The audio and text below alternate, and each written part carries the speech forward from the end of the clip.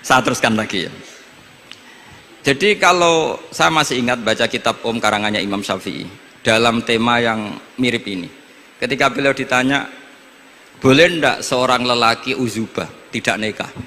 Waqat qala Rasulullah sallallahu alaihi wasallam andeka sunnati faman raghiba an sunnati falaysa minni. Itu kata Imam Syafi'i.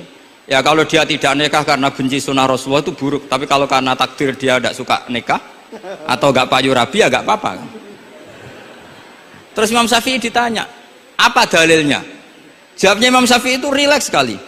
Inna wa ta'ala dzakara abdan sholihan wa wasofa bi annahu hasur. Terus beliau baca ayat wasayyidaw wa hasura wa nabiyyam minas sholihin. Allah itu menyebut sekian hambanya yang soleh, dan di antara hambanya yang soleh itu berstatus hasur, orang yang tidak nikah. Artinya tidak nikah itu bukan mengganggu kesalehan, maka uzubah itu halal. Semudah itu dulu orang memahami Quran. Kok sekarang jadi sulit tuh salah gurunya apa salah muridnya? Jadi ini cobalah di apa ya, saya memang ingin supaya Pondok Lirboyo itu mudah sekali paham Quran. Saya ini termasuk heran ya, kenapa saya yang ngomong tafsir itu menurut saya biasa saja sama. Tapi saya kata orang banyak itu sudah mufassir. Kenapa saya ngomong biasa saja? Karena ya tadi dengan perangkat-perangkat ilmu kayak usul fikih, kayak fikih sendiri, termasuk kitab Sajarut, memang memahami Quran itu gampang. Wong kafir saja bisa paham dulu. Umar ketika paham Quran itu belum mondok Lirboyo, masih kafir, nggak pernah jadi mustahik, apalagi wakil rektor, nggak pernah. Tapi ketika adiknya Fatimah baca Quran, Toha ma anzalna alikal Qur'ana litashqa illa tadhkirata liman, itu dia paham dan menjadi masuk Islam. Itu coba fahamnya itu sama ngajinya dulu mana? Dulu fahamnya karena Quran itu muyassar, mudah. Pernah ada seorang ustadz yang mungkin kalau sekarang agak ekstrim lah. Sama ndak usah bilang cingkrang, ndak usah, pokoknya agak ekstrim. Kamu kok senengannya nuduh orang itu. Sampai saya kadang ketularan, saya ini orang baik gak suka nuduh orang. Itu ada orang yang agak ekstrim itu, datang ke Harun Ar-Rasyid. Ya Amirul Mukminin gitu. Inni nasihun laka famusaddidun alaika fala tajidanna alayya fi nafsika syai'an. Saya ini orang baik-baik, ingin nasihati jenengan, cuma saya agak kasar. Musaddid itu agak kasar. Dalam bahasa Arab musaddid siddah itu kasar. Kasar atau tegas, kasar lah. Dalam konteks ini maknanya kasar. Fala tajidanna fi alayya fi nafsika syai'an. Mohon jangan dimasukkan hati. Apa kata Harun Rasyid? Ngendikan itu mudah sekali dan itu sangat Qur'ani. Kata Harun Ar-Rasyid, uskut ya ustad. Sebagian riwayat uskut ya jahil. Hei orang bodoh, kamu diam. Inna Allaha ta'ala ba'atha man huwa khairun minka ila man huwa syarrun minni. Wa ma'adzalika qala ta'ala faqula lahu qawlan layyinan la'allahu yatadzakkaru aw yakhsha. Kamu diam hei ustad bodoh. Allah Ta'ala itu mengutus orang yang lebih baik ketimbang kamu, yaitu Nabi Musa, ke orang yang lebih buruk ketimbang saya, yaitu Fir'aun. Itu saja harus beretika. Faqula lahu qaulal layyinan. Kok kamu sama-sama muslim mau main kasar sama saya? Kitabnya mana? Kira-kira seperti itu. Akhirnya ustadz tadi, ternyata jenengan lebih alim, mboten sios. Semudah itu orang memahami Quran. Inna wa ta'ala qad ba'asa man huwa khairun minka ila man huwa syarrun minni. Fa inna wa ta'ala ba'asa Musa. Wa Musa tentu lebih mulia ketimbang ustadz ini. Ila man huwa syarrun minni. Saelek-elek Harun Rasyid itu jelek Fir'aun. Musa yang Rasul, yang orang sangat baik, diutus ke orang yang sangat buruk, yaitu Fir'aun. Itu saja beretika faqula lahu qaulal layyin. Harus sopan. Jadi kayak apa? Saya bayangkan kayak apa bahagianya kita kalau melihat santri-santri ini memahami Quran seperti ini. Itu kan mudah, nggak perlu dokter, bisa, nggak perlu, bisa, maksudnya bisa, nggak perlu dapat honoris causa dari apa tadi? Profesor cangkem elek tadi. Jadi karena Quran itu dalil, kata Ibnu Abbas, Al-Quran dalil itu mudah ditaklukkan, dibawa kemana saja itu bisa. Nah ini yang terakhir, khasnya NU itu wasilah. Ini terakhir, nanti setelah ini selesai. Tapi saya mohon MC atau moderator atau siapa lah ngasih waktu Gus Rizal untuk bully saya. dan saya jamin tidak tak balas. Tidak tak balas dan saya latihan legowo tadi wal afina aninas. Sudah itu kata Rasulullah kan gitu, orang yang meninggalkan debat padahal dia benar bana wahu betan fi rabbil jannah. Jadi sudah saya ingin masuk surga lah, tidak usah repot-repot berdebat. Wasilah misalnya Gus Kafabi niru Mbah Makhros atau Mbah Mun niru Mbah Karim niru Mbah Khalil Bangkalan sampai guru-gurunya. Karena zuriyatam ba'duha min ba'd. Saya juga alhamdulillah kemarin 3 bulan yang lalu, 4 bulan yang lalu Pak Said itu nyari nasabnya di Kudus. Kebetulan beliau sudah dengar-dengar kalau saudaranya Mbah Sahal itu sepupunya Mbah saya, nyari-nyari ketemu beliau senang sekali. Cuma terakhir tanya saya, Gus, saya dengan kamu tua mana? Tua saya, buyut kamu adik buyut saya, kata saya.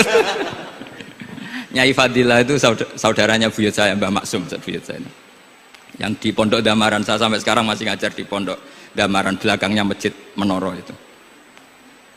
Mbah Mun pernah cerita gini, orang itu banyak yang anti wasilah. Wasilah itu ya niru guru, gurunya guru. Langsung niru Kanjeng Nabi. Atau langsung niru pangeran.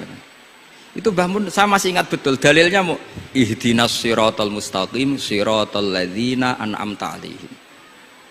Jalan yang lurus adalah mengikuti orang-orang yang telah engkau beri nikmat. Kenapa Allah tidak menghentikan siratoka, jalan kamu, jalan engkau?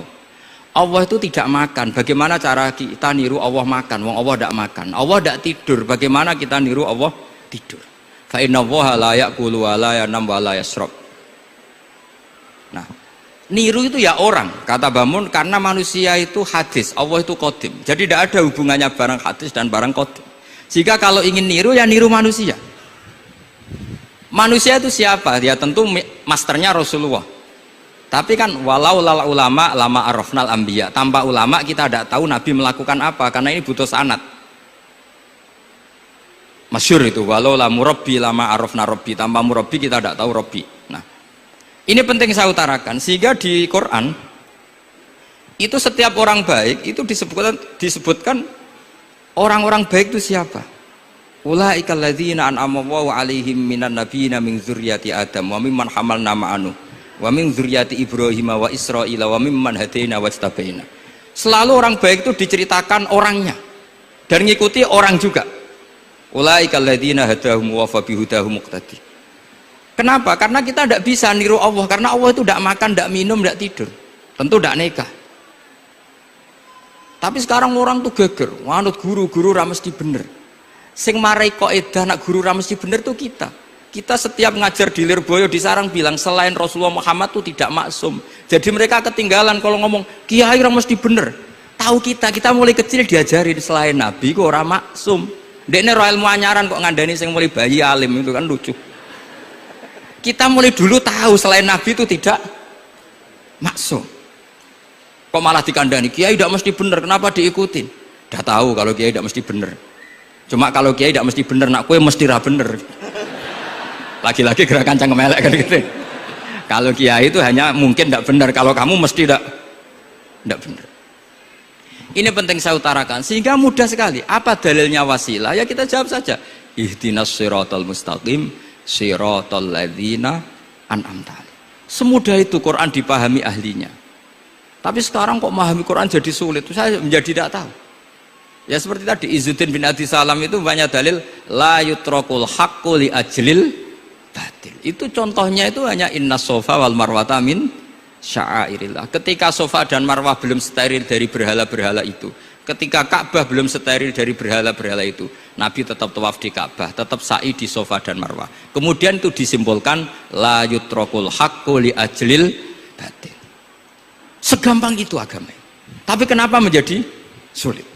Jadi saya mohon sekali, karena kitab itu sedang dikaji di PSG Pusat Studi Quran, juga dikaji di pondok saya. Dulu Syekhina Maimun pernah baca juga. Sekarang di UII yang ngajar saya. Jadi saya ingin, dan itu diajarkan ditulis lah oleh ulama sing ma'ruf, bahkan gelarnya Sultanul Ulama.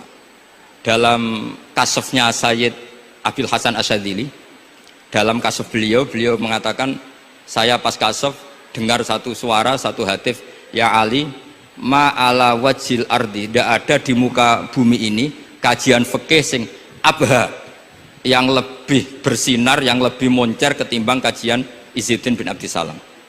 Dan saya tidak ada kajian ilmu hadis mengalahkan kajian Abdul Azim Al-Mundhiri yang ngarang At-Targhib itu. Era Sayyid siapa? Abil Hasan Asy'adi. Dan tidak ada kajian ilmu hakikat sing abha min majlisika. Dan alhamdulillah kita punya kitab itu, Qawaidul Ahkam, Syajaratul Ma'arif, Izzuddin bin Abdissalam. Juga kita punya kitab Abdul Azim Al-Mundhiri karena kita pakai At-Targhib apa? At-Targhib itu mukhtasornya Muslim juga. Dan tentu kita juga punya Abul Hasan Asy'adzili karena kita rata-rata ngaji hikam, kita tahu hikam adalah muridnya Abul Abbas Al-Mursi dan beliau adalah muridnya Abul Hasan apa? Asy'adzili. Sehingga kita insya Allah ngalami dzurriyatam ba'duha min ba'd, baik dzurriyah nasabiyah maupun dzurriyah sababiyah. Kayak saya tadi dikatakan Gus Kawabi putu Lirboyo karena Mbah Mun ngaji di Lirboyo. Dan saya bangga karena bisa bully jenengan semua, nak putune wae alim apa meneh anake. Pun sepakat ya, nak putune wae alim apa meneh anake. Pun assalamualaikum warahmatullahi wabarakatuh.